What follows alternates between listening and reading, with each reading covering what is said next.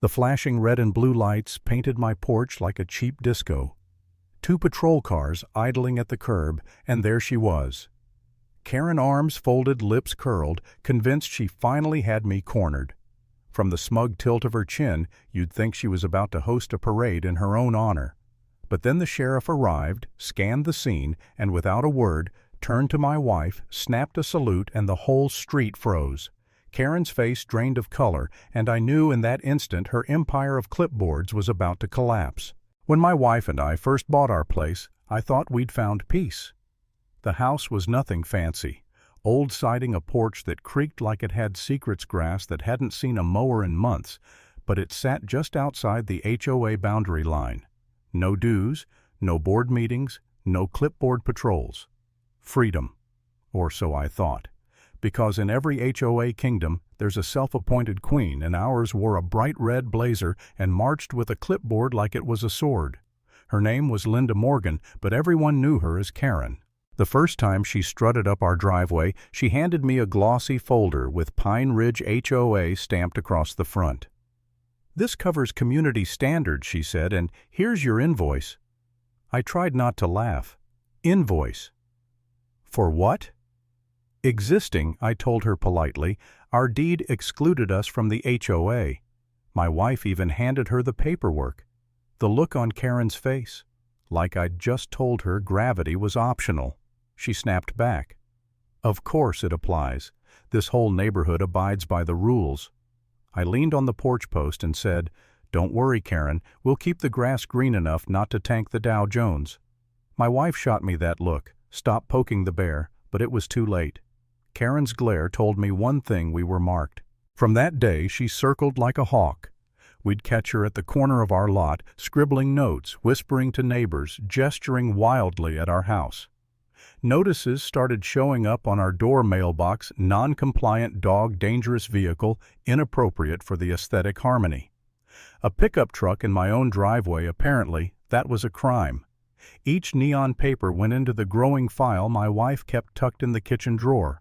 She stamped dates, snapped photos, even recorded conversations. At the time I joked she was building an FBI case file. Later I learned I wasn't far off. I tried to laugh it off, crack jokes, pretend it was comedy. But beneath the humor, tension built. I'd come home from work and see another notice taped to the door, neighbors giving me side glances, whispers about those new people lowering property values.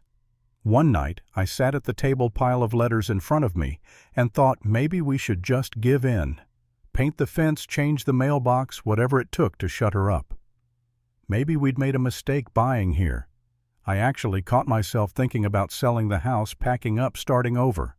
That was the lowest point, feeling like maybe Karen was right, maybe I was the problem. But my wife, calm as ever, tapped the thick file she'd been building. "Let her keep going," she said. "The more she pushes, the stronger our case." That steadiness, her unshakable patience, lit a spark in me. I realized giving in wasn't peace. It was surrender. And surrendering meant Karen would just move on to the next neighbor clipboard swinging like a scythe. No, we weren't bending. Things escalated. Karen started bringing back up 2 guys in polos with HOA badges clipped to their belts, puffed up like mall cops. They marched into my garage one Saturday and declared, "Final warning, sir. Legal action will follow." I leaned against the workbench and told them, "Unless you've rewritten county law, you've got no power here." My wife stepped forward, voice low but commanding. "You're trespassing. Leave." For the first time I saw Karen hesitate. Just a flicker, but it was there. She hissed, "You'll regret this," and stormed off. That's when I knew she wasn't done. People like Karen never stop. After losing round 1, they double down. Sure enough, the showdown came when I started building a shed in the backyard. County-approved permits pulled my little workshop dream. Karen showed up with her tape measure enforcers and a camcorder barking, "Cease construction immediately. This violates community aesthetics." I laughed when she shoved a paper at me with the wrong parcel number, but my wife's voice cut through. "Stop. You're trespassing. Step back." Calm, steady but sharp enough to make the men freeze mid-step.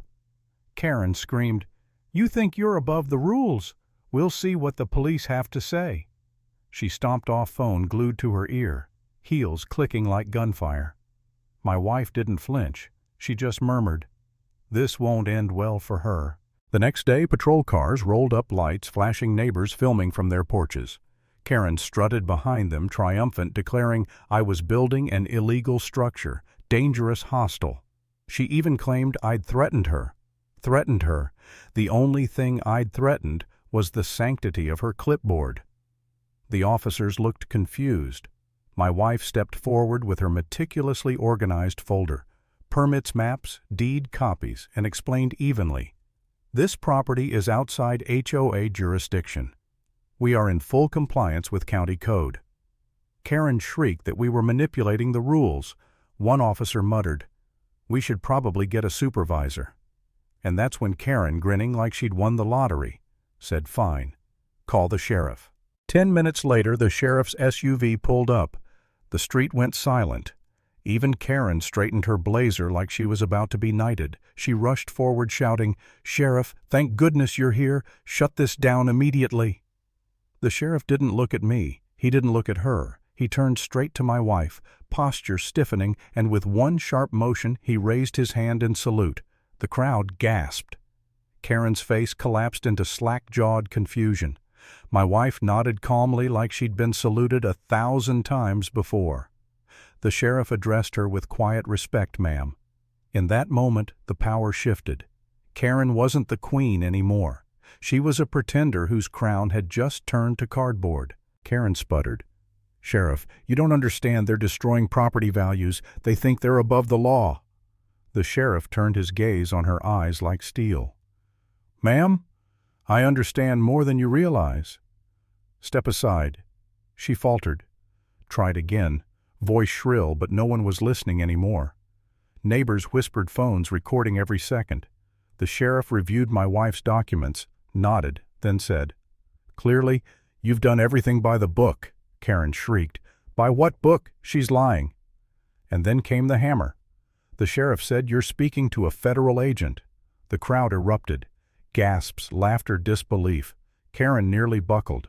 My wife calmly produced her federal ID, professional, undeniable. The sheriff confirmed it, legitimate, current.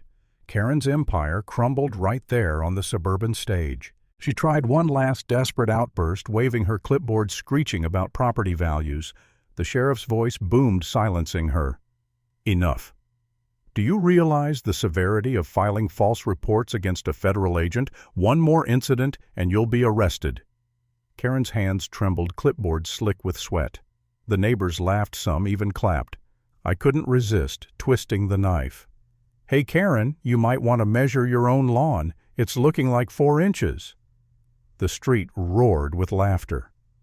Karen turned. Scarlett muttered something unintelligible and stormed to her SUV. Tires squealed as she peeled off, tantrum on wheels. That night, the neighborhood buzzed like a hive.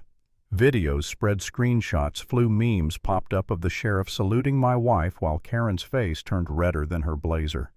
For once, the HOA president wasn't feared, she was ridiculed, and she knew it. A few days later, the board caved to pressure, held an emergency meeting, and stripped her of her title. The so-called Queen of Pine Ridge was dethroned, her kingdom of clipboards reduced to rubble. I stood on my porch afterward, breathing in the quiet, realizing the war was over. Not because we shouted louder, not because we played dirtier, but because we refused to bend. Because we stood our ground, documented everything, trusted the truth.